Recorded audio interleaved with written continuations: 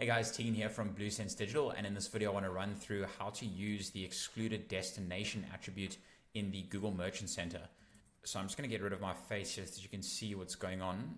So diving straight into it, this is a way that you can exclude certain products from showing in Google Ads or across different networks on the or within the Google network through a supplemental feed, or manually adding this into the product data, but the easiest way is through a supplemental feed. Just a reference, I've also linked this help document in this video's description, just that you can have a read through this if you'd like. But essentially how this works is heading into a Merchant Center account here. Let's say, for example, we've got this product here that's a gift card, and we only want to have this appearing in the free listing section. We don't want this pulling into Google Ads or appearing across display ads, and obviously therefore we don't want this product pulling into the Merchant Center or shopping feed at all. So to exclude this product from the feed, we use that destination excluded or excluded destination attribute in the Merchant Center, and we exclude that from shopping ads and display ads. And as you can see here, this product's currently only active across the free listing section, not across shopping ads or display ads. So to use this attribute using a supplemental feed, to give an overview of how this works, I've just downloaded this client's product data feed, and I've just removed all the various attributes that obviously are sensitive in terms of just their client data. And just a reference, I've got the title attribute here and the ID attribute.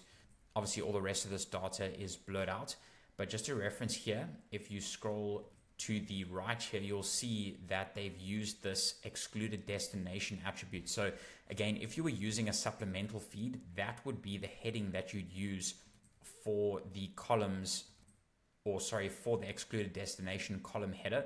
So I'll actually also link the supplemental feed video in this video's description as well.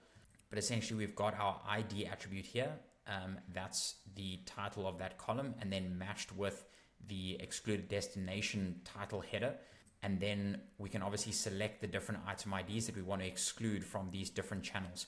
Now, as per this help document here, you use different terms to exclude the product from different channels across the Google network.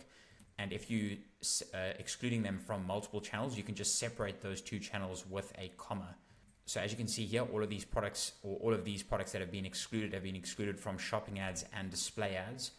And obviously because we're excluding them from two channels, that has been separated by a comma over there. So that's really everything there is to this. Obviously quite a simple concept, but can be very useful in certain circumstances where obviously you need to exclude certain products from the GMC feed. So hopefully that was a help. Leave any comments in the comment section if you have any questions. Otherwise, we'll catch you in the next one. Bye for now.